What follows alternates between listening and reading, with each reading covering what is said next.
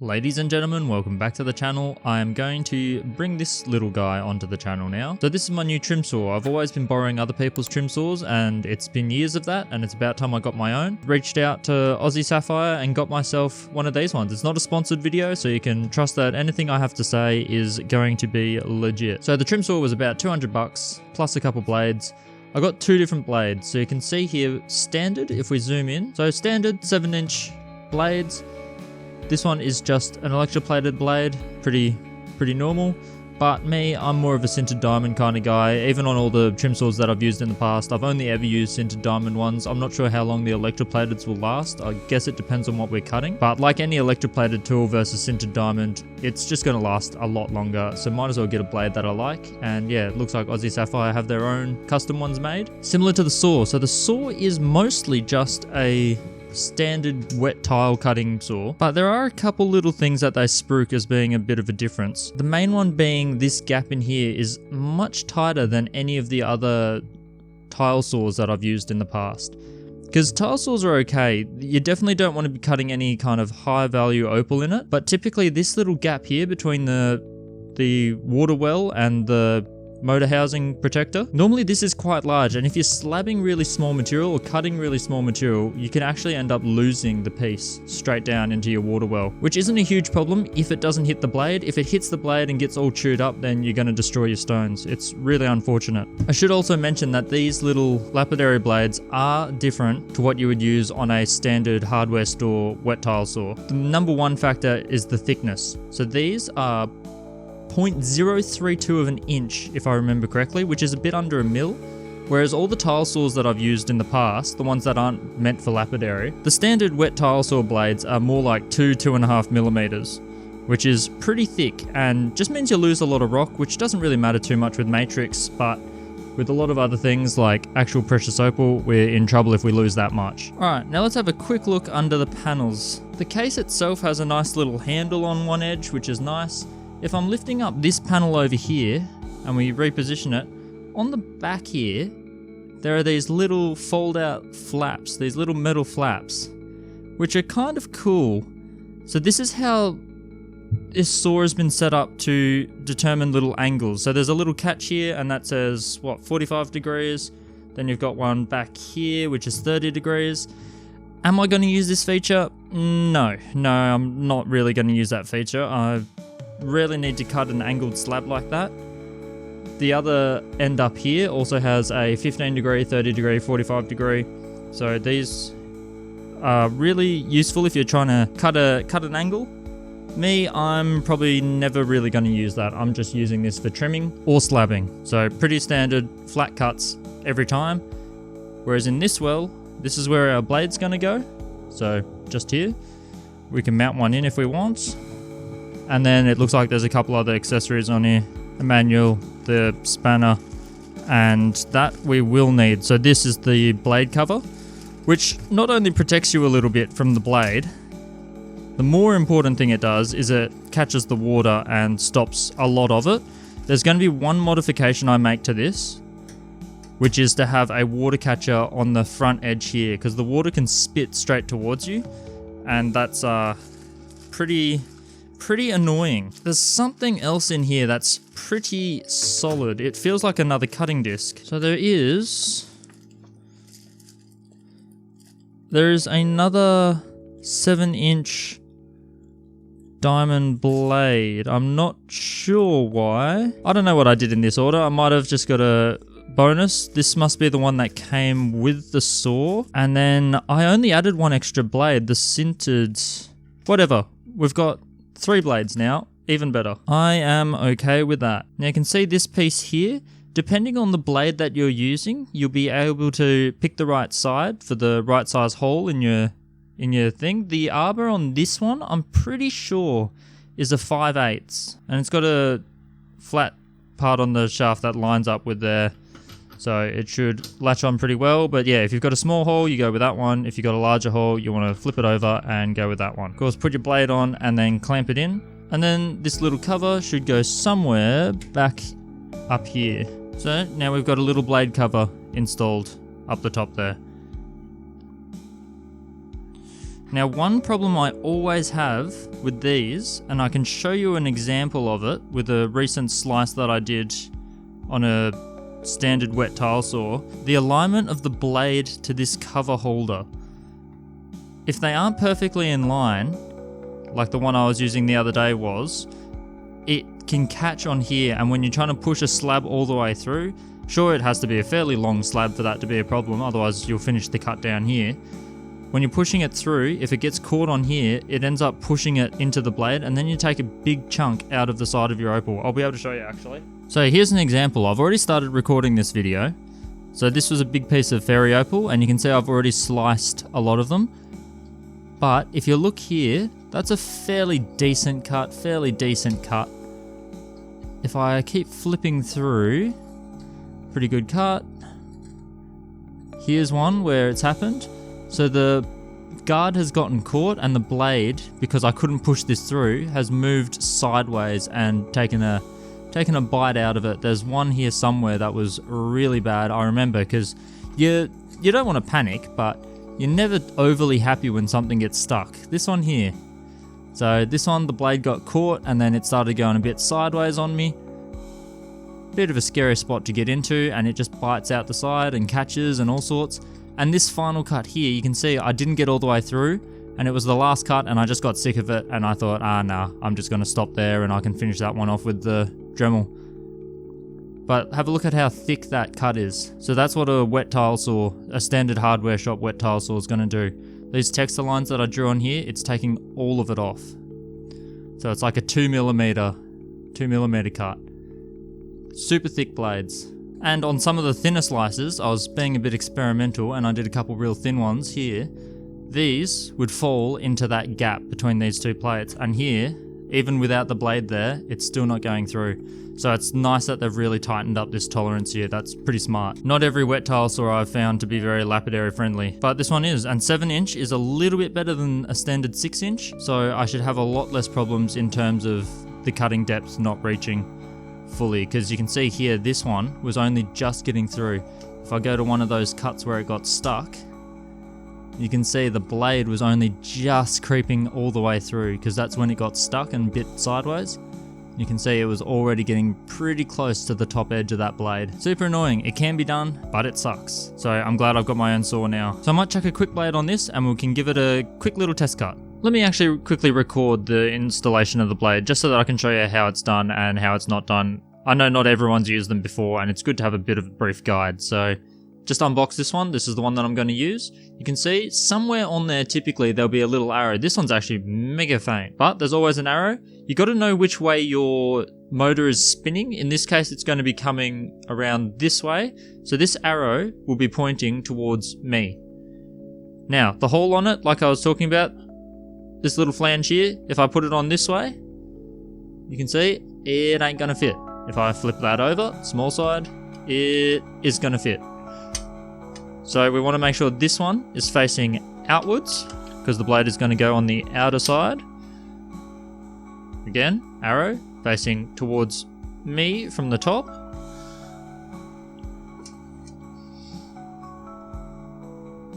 Just going to sit on there like that. It's always going to be a little bit rocky at this stage because you don't have anything clamping it in. Then you want to grab this and get that on there. It spreads the weight of the nut nicely so that it'll stay nice and centered and even. And then you should see that your nut will twist on in the opposite direction to what the blade's going to spin. Just in case you've got a strange setup where the blade is going in the opposite direction, no matter what, they typically, unless someone's made a bit of a mistake, they'll make sure that the nut is going in the opposite direction. And you can see here, if I tighten it like this, with the blade not correctly put onto the flange, you'll see it'll get that massive wobble and you'll have this little gap here. You want to make sure that doesn't happen. So before you crank it on nice and tight, make sure your blade is actually settled in. Give it a little bit of a tug around, a little bit of a move around. Be very careful in bending the blades. Remember, these lapidary blades are a lot thinner than your average tile saw blade. So if you're a tile saw user, try to be a bit more careful with these ones. You don't really want to bend them. They don't cost a hell of a lot, but We don't like to waste money around here. So it's on there. We're gonna grab this and give it one last tighten. Don't over tighten anything, ever, just in general. You can always tighten it a little bit more once we give it a test spin. First little test spins are gonna be by hand. And just make sure that it's not just dancing the blade like this. If it's got something like this when you're doing it by hand, when you turn it on, it's gonna be much worse, and you really, because they've tightened the tolerances around the sides of the blade, you really want to be careful, because this is going to go down like this, and you can see there's only a couple mil on both sides here. Super tight tolerance, which is good and bad. Really good for me, really bad if you misalign your blade. Nice and thin and installed. Last thing to do, I wouldn't ever recommend not using the guard, just because how much water it's going to catch, and it's always good, just don't let it get in your way sometimes. So yeah, this will always go in somewhere up here. This one is actually incredibly tight, like that. Now here, if I move it up and angle this so that the camera can have a look, unfortunately we're going to get a massive glare. The alignment issue that I'm most worried about is this blade alignment with that guard stem. And here it looks really good, and that's another good thing where this went in really tight. It really doesn't have a lot to move around. You would have to bend this to cause any problems with it misaligning with the blade. So if those are in line with each other, you're going to have a great time. If they're not, you're going to have a terrible time. But that's the installation of the blade and the guard cover. There is a cutting guide jig that will run parallel to the blade, and then you can use the measurements on the sides.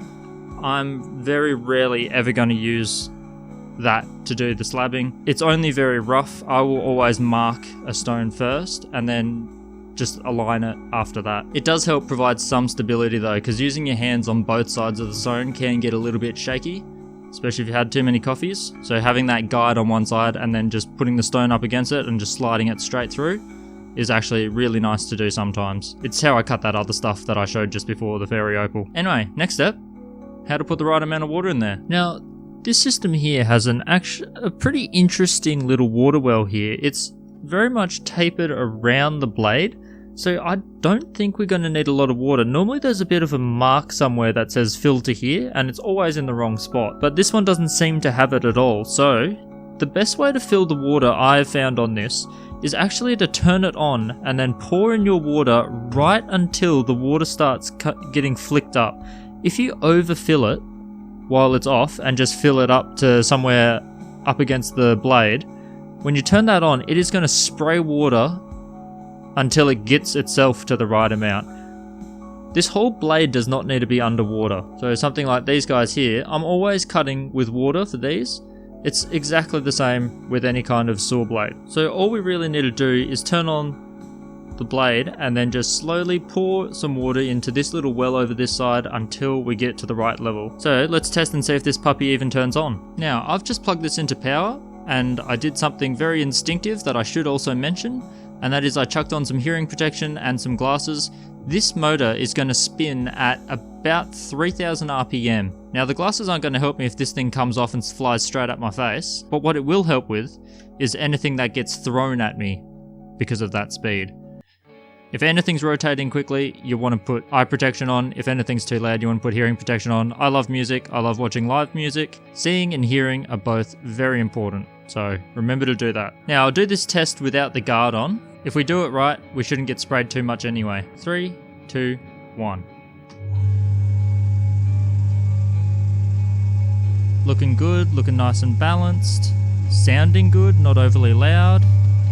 I don't know how it comes across on the microphone. It might be a little bit too loud and I might have to record over the top of this, but it's not too bad. Then I've got my tub of water.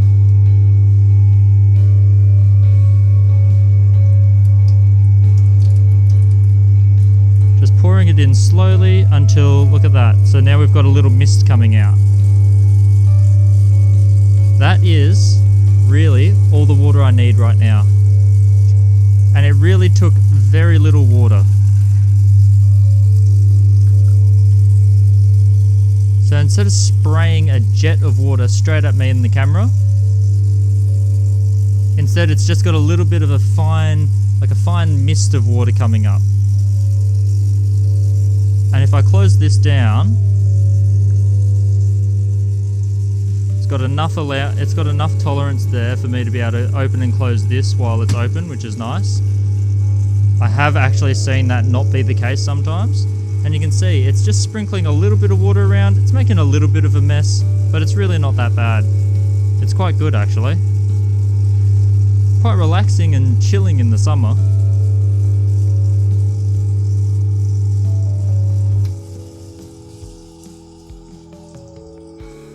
So, right there you saw at the end, it's sprayed a lot more water.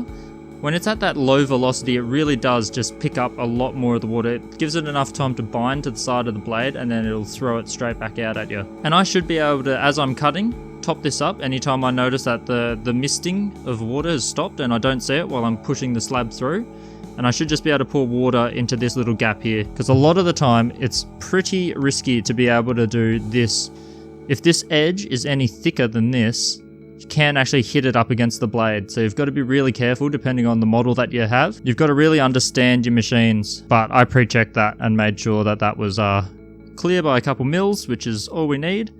And yeah, it's very little water in the bottom here, which makes it really easy because at the end, I'm going to take all of this water out, give it all a wipe down, make sure the blade's all nice and dry. Just like the sintered diamond burrs, you still want to dry this at the end. You can leave the blade mounted, but you've just got to dry it. Otherwise you are going to get some rusting. A lot of people add like oils and stuff to it to stop that from happening. Instead of just using water, they might use oil.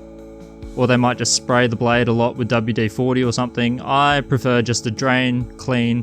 I'm cutting a lot of boulder opal stuff anyway most of the time, and it gets a little bit messy. Maybe I should test cut something.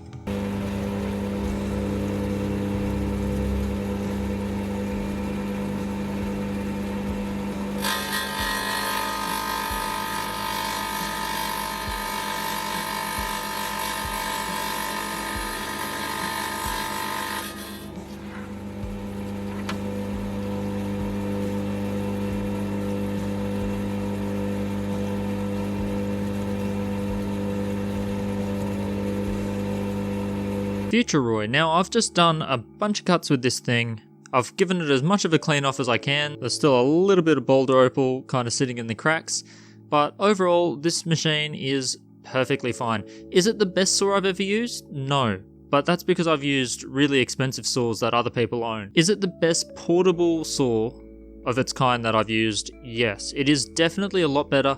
I've only ever used ones that were designed from the hardware store, designed to cutting tiles and the likes. And this does have a lot of little improvements that I am super happy with. This blade is perfectly fine. I've used thinner blades before, but for what I'm going to be doing with this thing, it's not going to be that important. You can see evidence of boulder opal cutting on this one.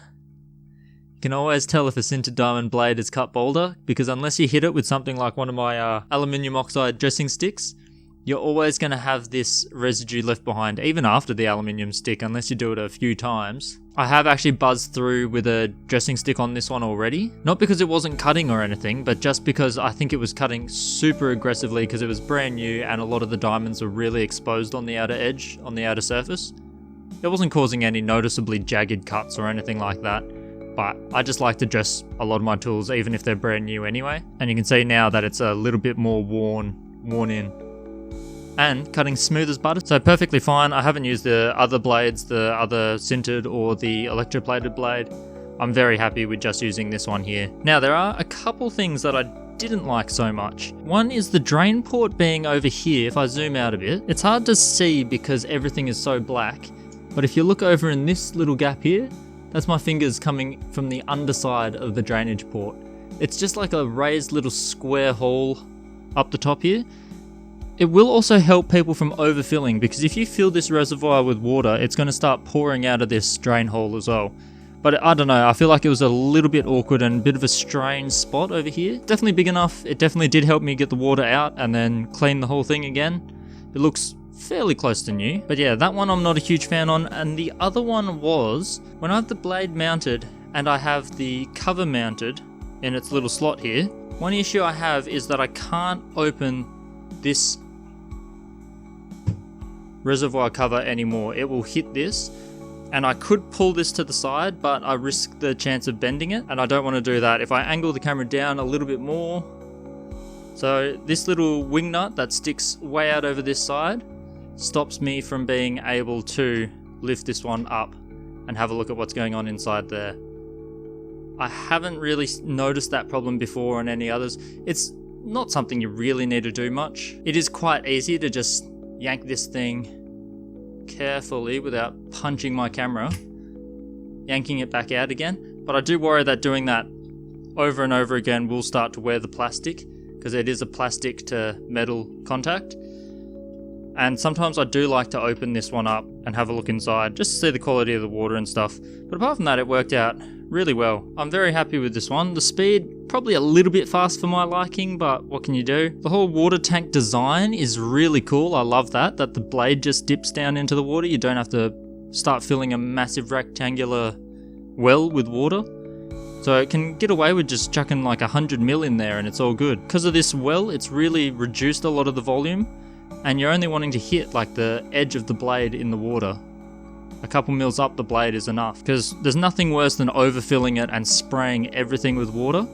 Well, I guess underfilling it and just having silica dust going everywhere is also pretty bad, or whatever dust you're working with. We're using a wet saw for a reason. So yeah, Aussie Sapphire have put together a great little piece here. I am incredibly happy with it, and you will see me using it quite a bit on the channel. Or at least you'll know that I did a lot of cutting with it before starting to carve something, because if I can get a lot of nice little slabs and stuff cut up, like this little fairy opal one, I think this was the cut that I included in the video, could have been another, but if I can do this, I can do a lot of artistic carvings with it. We can do a lot of treatments and stuff. This one is one of the labelled ones, so this is already on a spreadsheet and getting ready to be subjected to some horrific treatment. But yeah, you might see a lot of this stuff and you'll know that it's been previously slabbed by this saw most likely.